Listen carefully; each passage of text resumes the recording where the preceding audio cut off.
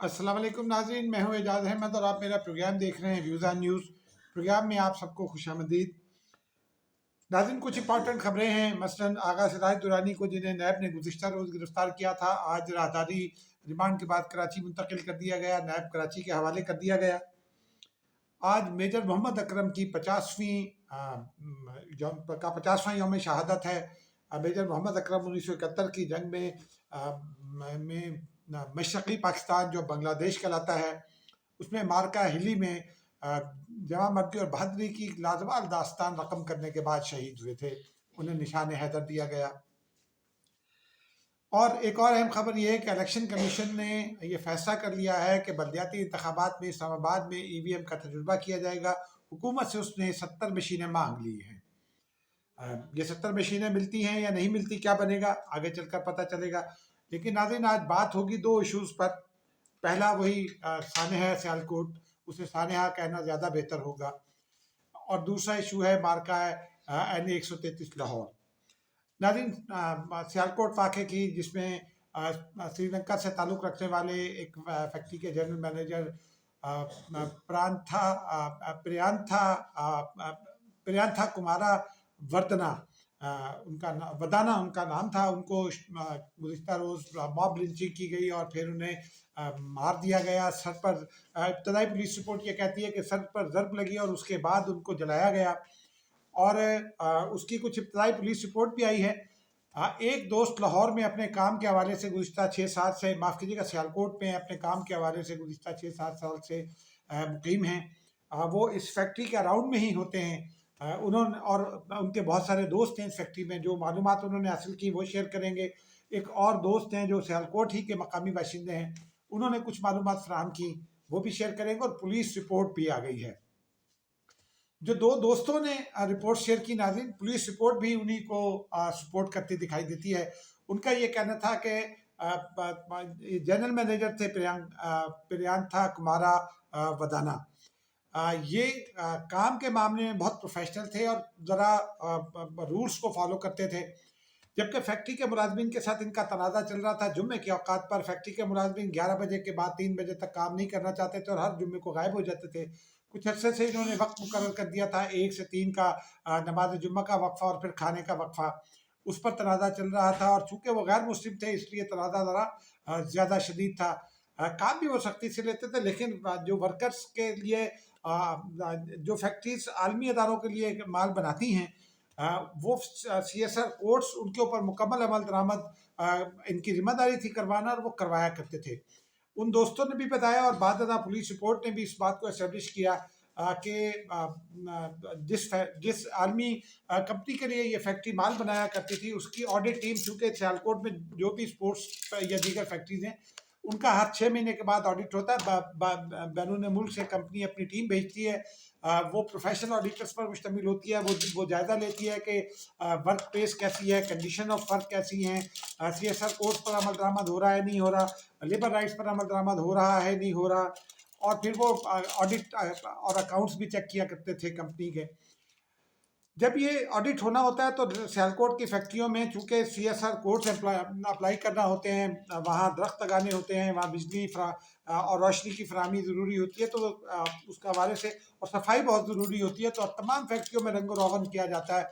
इसीलिए सियालकोट के में अगर आप जाएँ, फैक्ट्रियाँ देखें, तो उनको देख कर मज़ा भी आता है। तो इस फैक्ट्री का ऑडिट होने वाला था, अगले चंद दिन में वहाँ टीम आने वाली थी, तो वो रंग रोगन कराया जा रहा था और फिर सफाई का काम जारी था।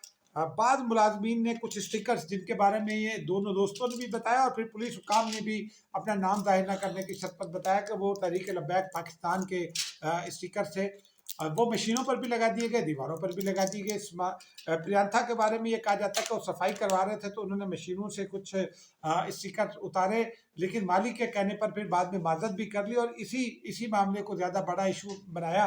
तमाम लोगों ने इस बात की तस्दीक की है कि वो लब्बैक या हुसैन या इसी तरह के कुछ और चीज़ें लिखी हुई थी।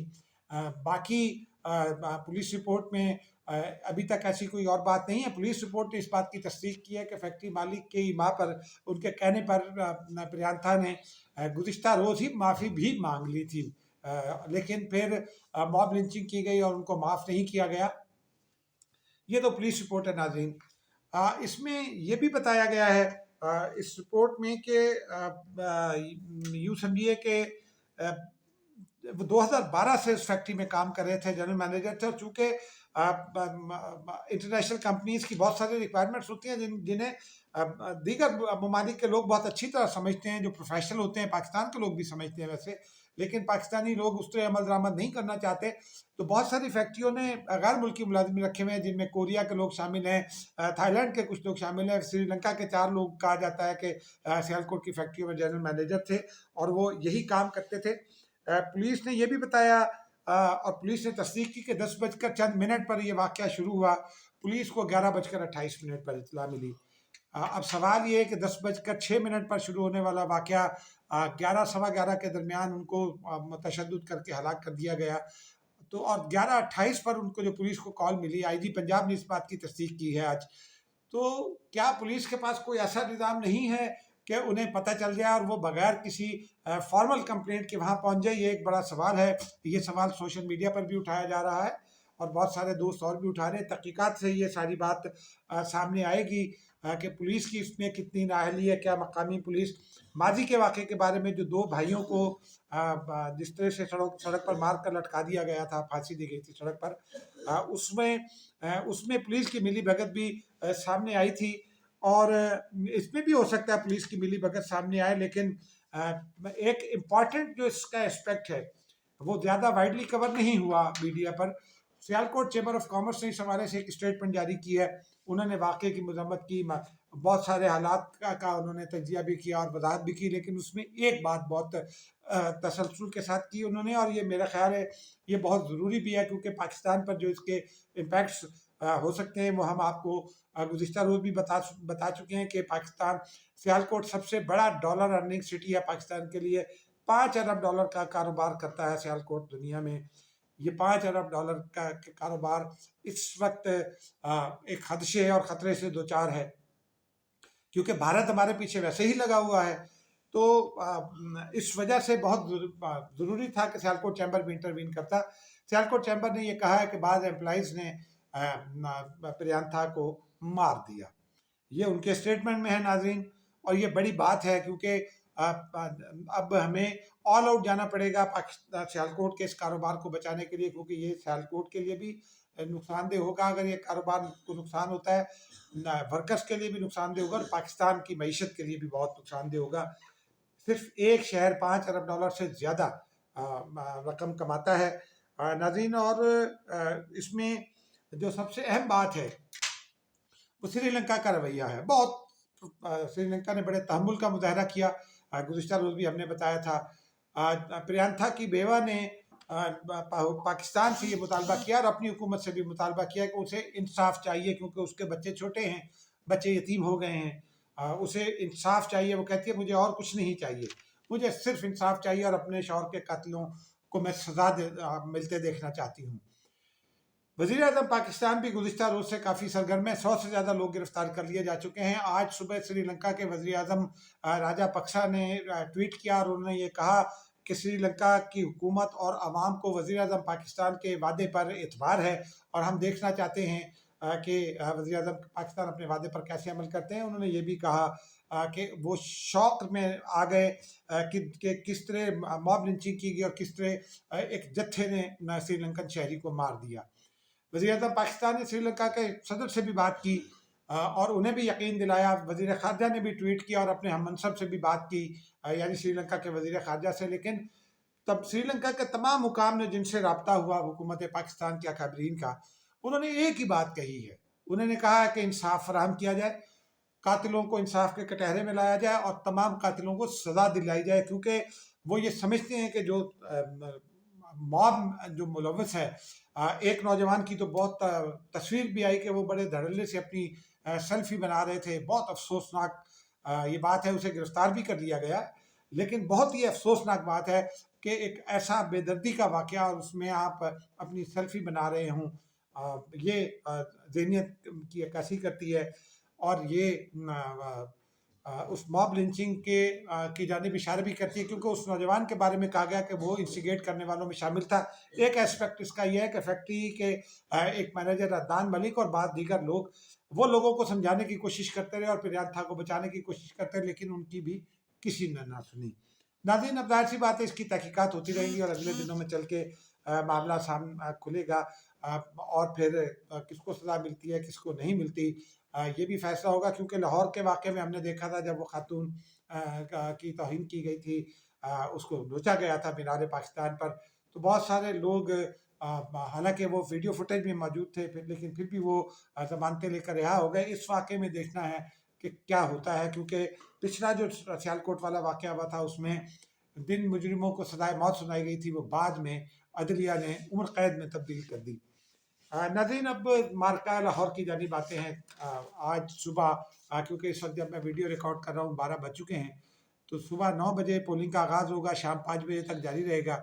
सामान की तरसील कर दी गई है। रिटर्निंग अफसरान ने अपनी मौजूदगी में सामान फराहम किया है, प्रिजाइडिंग अफसरान को फराहम कर दिया है, वो तरसील कर दी गई है, पोलिंग स्टेशन पर पहुँचा दिया गया है। 254 पोलिंग स्टेशन हैं, 99 बल्कि माफ़ कीजिएगा, 200 के करीब पोलिंग स्टेशन को हसास करार दिया गया है, और उसकी एक वजह है। पीटीआई और टीएलपी मार्के में नहीं हैं, लेकिन जो रिपोर्ट्स आ रही हैं वो यही हैं कि पाकिस्तान पीपल्स पार्टी ने बहुत स्ट्रॉन्ग कैंपेन चलाई है, नाराज़ लोगों को भी मनाया है, और पाकिस्तान पीपल्स पार्टी इस वक्त बहुत टफ टाइम देगी। मुस्लिम लीग नून के अकाबरीन के बयानात और सरगर्मियों से भी लगता है जीतेगा कौन, ये तो कल जब बक्से खुलेंगे, बैलेट बॉक्सेस खुलेंगे और गिनती होगी, तो उस वक्त ये सामने आएगा। लेकिन अब तक लोग ये कहते हैं कि अगर कोई बड़ा झगड़ा ना हुआ, पुरअमन पोलिंग हुई, दोनों जमातें इत्तेहादी जमातें हैं पार्लिमान में, सेनेट में भी और कौमी असम्बली में भी, पंजाब में भी इस वक्त इत्तेहादी हैं, तो ये कहा जा रहा है कि मार का नेक टू नेक होगा। परवेज़ मलिक साहब की अहलिया की पोजीशन मेरे नज़दीक बेहतर है, क्योंकि वो 6 दफ़ा इलेक्शन परवेज़ मलिक साहब यहाँ से जीते थे, उनकी बहुत रिस्पेक्ट है। मुस्लिम लीग नून का लाहौर गढ़ भी है, लेकिन बाद लोगों का ये ख्याल है, और उसमें बाद सिक्का मंद दानिश्वर है, बहुत सुलझे हुए समझे हुए मामला पर नज़र रखने वाले दानिश्वर है, वो ये कहते हैं कि अगर मार्का लाहौर में, मार्का 133 में मुस्लिम लीग नून का वोट कुछ कम होता है, पीपल्स पार्टी अपने वोट को साइजेबली बढ़ाती है, और अगर वो करीब भी पहुंच जाती है, तो फिर ये अगले इलेक्शन में मुस्लिम लीग नून के लिए खतरे की घंटी होगा। नाज़रीन, मुझे इजाज़त दीजिए, मिलते हैं एक और वीडियो में। खुदा हाफिज़।